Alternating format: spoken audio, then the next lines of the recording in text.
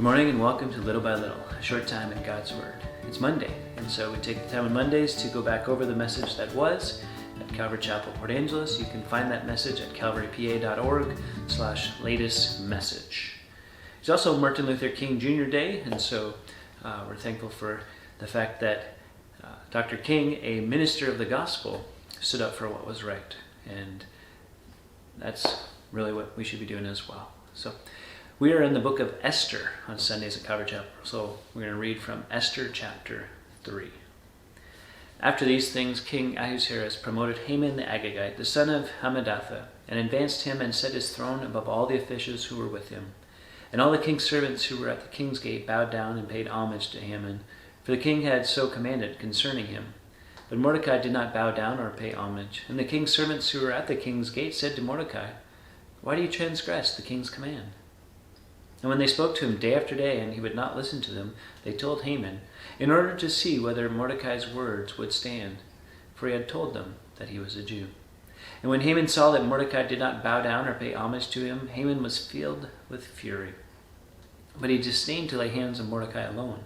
So as they had made known to him the people of Mordecai, Haman sought to destroy all the Jews, the people of Mordecai, throughout the whole kingdom of Ahasuerus.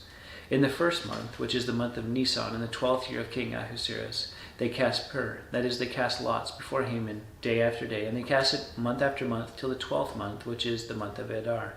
Then Haman said to King Ahasuerus, "There is a certain people scattered abroad and dispersed among the peoples in all the provinces of your kingdom. Their laws are different from those of every other people, and they do not keep the king's laws, so that it is not to the king's profit to tolerate them. If it pleases the king, let it be decreed that they may be destroyed, and I will pay 10,000 talents of silver into the hands of those who have charge of the king's business, that they may put it into the king's treasuries." So the king took a signet ring from his hand and gave it to Haman the Agagite, the son of Hammedatha, the enemy of the Jews. And the king said to Haman, "The money is given to you, the people also, to do with them as it seems good to you."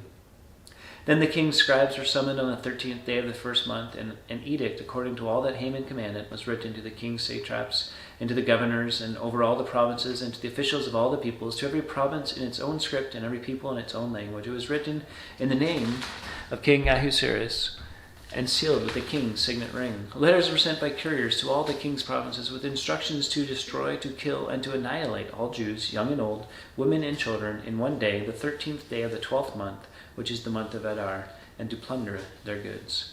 A copy of the document was to be issued as a decree in every province by proclamation to all the peoples to be ready for that day. The couriers went out, and hurriedly by order of the king, and the decree was issued in Susa the citadel, and the king and Haman sat down to drink, but the city of Susa was thrown into confusion. Well, we've been looking in the book of Esther about how God is through it all, though he's not seen in it at all. And just this idea that God's at work even when we don't see it. And that is true here, even in chapter 3, where first Mordecai is passed over for promotion or for reward, though at the end of chapter 2 we learn that he had foiled a plot against the king, and instead this guy Haman is promoted and instructed the people to bow down and pay homage to Haman. And so Mordecai said, "No, I'm not going to do that. I only bow down to God alone." And so out of all the people in the whole kingdom, one guy disturbs Haman enough that he is not happy or satisfied with taking care of Mordecai. He wants to take care of all of his people, the Jews. And so he comes up with this plan that he promotes to the king and tells them that they're different, that they don't follow the king's laws, and hey, and I'll pay you. And so the king, goes along with it, not realizing perhaps the consequences or the ramifications even in his own home. And the message goes out throughout the whole kingdom that on this certain day, all the Jews are to be killed. And the people of Susa, it says, are thrown into confusion, the last verse, verse 15. You're like, well, why? Well, because the Jews had been living amongst them, and there had been no problems, and the different kings prior to this had given Jews treatment in a good light. They allowed them to go back to Israel. They wrote letters. They helped them out. There was no problems. And now all of a sudden there's this edict that the Jews are a big problem.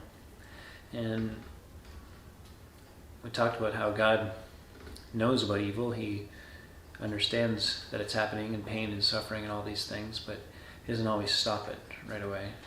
And that's a hard thing to walk through. But it's that free will that God's given over to us as humans, and the wickedness of the human heart apart from Christ.